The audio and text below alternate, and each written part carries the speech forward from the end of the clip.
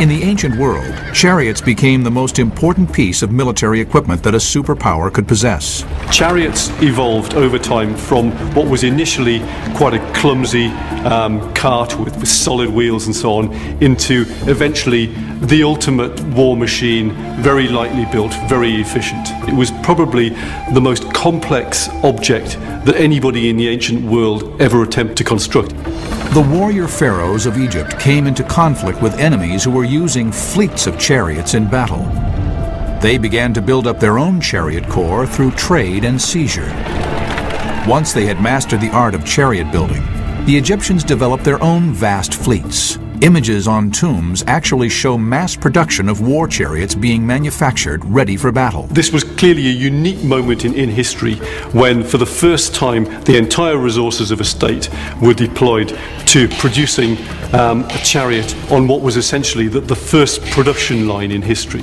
Recent discoveries that were made at the site of Ramses' capital at Ramesses in the Delta have actually revealed a military-industrial complex complete with workshops for manufacturing various types of weaponry, and even essentially a store house for chariots and parts of chariots. Not only had the Egyptians adopted the chariot, they had nearly perfected it by the time of Ramses II. They had turned the machine into the finest of the ancient world. The Egyptian craftsmen took the chariots, and they're technically incredibly difficult things to make. The wheels, masterpieces of construction, but they made a light, fast chariot which was better than the enemy's chariots. The English chariot expert Robert Herford has built replicas of both Egyptian and Hittite chariots. It's a light, maneuverable, nippy job. You can imagine it being very maneuverable in tight corners and useful thing around a crowded battle scene. The Egyptian chariots consisted of a lightweight wooden circular cab with an open back on top of an axle with two wheels with either 4 or 6 spokes. The wheels were meticulously assembled. This is the sort of thing that the ancient Egyptians were using. It's a bent wood rim. Outside that is a rawhide tyre. The spokes are actually braced by tyings of animal fibres round their roots here, and so that was the way it was done in the Bronze Age. The beauty of the Egyptian chariots was that they were strong but extremely lightweight and maneuverable. In contrast, the Hittite chariots were much heavier and more solid. They were good for charging through ranks, but much slower. Each had its merits. By positioning the axle further back on their war chariots, the Egyptians created a chariot which had a much sharper turning circle, allowing them to move quickly. Yet the Hittite chariot's heavy axle enabled them to carry a third man into battle. Here we have a detail of the Battle of Kadesh, and you have a typical Hittite chariot. It's a larger, heavier chariot than the Egyptians have, holding a 3-man crew. Also typical of the Hittites is this distinctive hourglass-shaped shield. You would have had a driver, a shield bearer, and an archer. The third man's role was to shield his fellow charioteers from enemy weapons. He was aboard to give protection to the archer, because when they were being attacked by other chariots, then it was a question of maneuvering, and the Egyptians would try and get alongside, usually along the right-hand side where it's difficult for the archer to shoot across the driver, and they would come alongside and shoot at the chariots. The shield bearer could give the archer and the driver some protection to that. The shield bearer also carried a spear. The spear was used to drive off any of the infantrymen coming too close to the chariot. It could, in extreme circumstances, be used like a lance. You could get a Hittite chariot coming up behind an Egyptian chariot, and you'd go for the horses. So the shield man with his spear had a dual function: to fight other chariots and to protect against infantry. You look at the Hittite chariots, and essentially you've got somebody with a spear, somebody with a shield, and so on. They just don't seem to have had the same brilliant conception of the chariot as a way of moving your archers very rapidly around the battlefield. The superior speed of the Egyptian chariots gave them a great advantage. Although only carrying 2 men, they could escape their enemies quickly by moving out of range or making lightning surprise attacks. A superb ceremonial example can be seen in the Cairo Museum. You can see what one of these ancient Egyptian chariots would have looked like from the examples preserved in the tomb of Tutankhamun. And here you typically see a very wide axle, much wider than the chariot car itself, with the wheel set very far back at the back of the cab. The cab itself is very small and very shallow, so it would have been a tight fit for both a driver and an archer to sit in one of these chariots. However, the Egyptian chariot was very lightweight and extremely maneuverable. They were essentially the F-16 fighters of their day. Ramses II had amassed his men and their high-tech weapons. He was now ready to go into battle. We have to remember that the ancient Egyptians hadn't had the horse and chariot before the New Kingdom. So Ramesses II, with the combination of the composite bow and the horse and chariot, really did have the peak of military equipment. Ramses II's reputation as a great military leader would rest on his success at Kadesh. But when would he strike? The stage was set for the Battle of Kadesh. Ramses II had prepared his forces with the finest weaponry and was ready to embark on one of ancient history's decisive battles. He led his infantry and charioteers on a 1,000-mile journey northwards to oust the Hittites from the city of Kadesh. The power struggle between the two great societies was about to reach the breaking point. Ramses wanted to avenge the encroachment of the Hittites on Egyptian territories. The Hittites were empire building and set their sights on the valuable trade routes in and out of Egypt.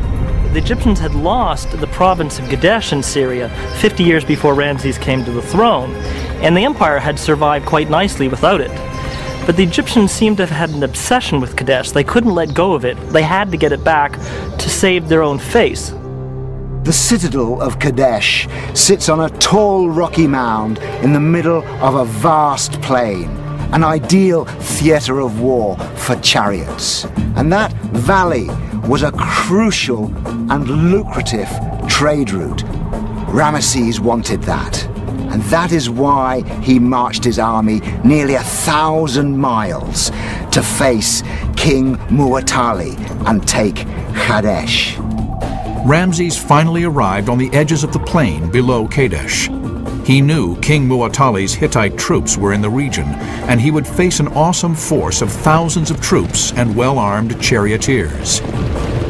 He was outnumbered, and his only chance of victory would be in the strategic deployment of well-armed infantrymen.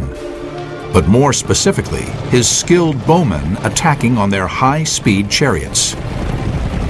But what strategy did Ramses employ to make sure his archers had the advantage? The key would be the pattern of short, sharp attacks and the rounds which could be fired in quick succession. As a way of demonstrating this technique, weaponry expert Mike Lodes will fire a composite bow from a chariot to show the pattern of forays which would be undertaken by the Egyptians. For demonstration purposes, we have used a platoon of Roman soldiers to represent the Hittites, who fought in a much later period, but would have had similar shields and helmets for protection. The chariot wasn't used like a tank. It wasn't a contact weapon for smashing through, because if you've got a dense phalanx of men and you charge with a chariot, it's got horses at the front, it's a light vehicle, there's no real weight there. After the first 2 ranks, the speed is frustrated, the chariots come to a halt, the charioteers hauled off and killed. So it's not used for that sort of contact. What it's used for is against infantry. It needs to frustrate the movements of infantry on the battlefield to get tactical advantage. As I'm riding in, I want to see how many arrows I can drop into this block. I'm at my most vulnerable when I turn, because obviously sideways on, you've got the horse sideways on, it's an easy target for them. So I don't want to go too close to them, just as close as I dare, and make that turn as sharp as we can. And as we get away, I still want to send some shots back.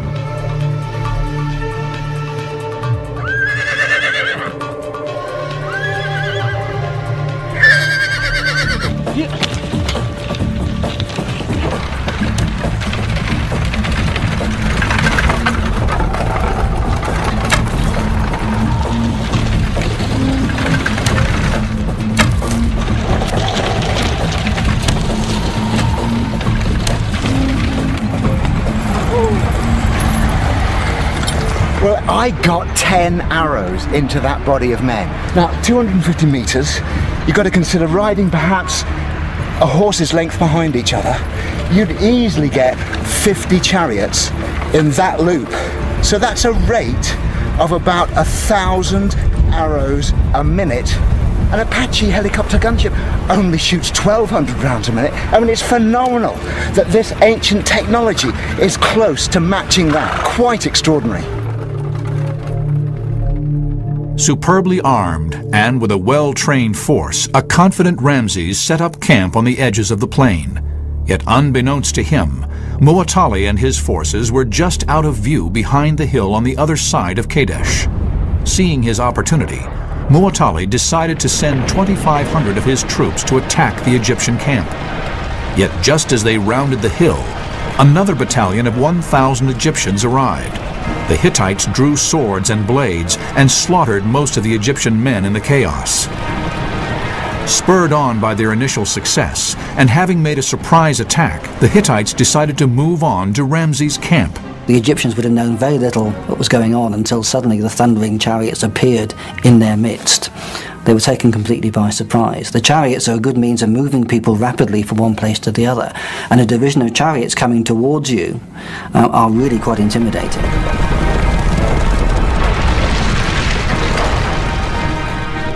In a legendary act of warfare, accounts describe how Ramses rallied his troops and led them in a terrifying counterattack against the Hittites. Pursued by the faster Egyptian chariots, the fleeing Hittites were pushed back to their base by Ramses. Now they were headlong, helter-skelter, where Ramesses was pushing them. And Ramesses' account says they had to abandon their chariots and swim for home. They swam like crocodiles, he says. It was a great psychological victory. At its height, it is estimated that around 6,000 chariots were locked in combat at Kadesh.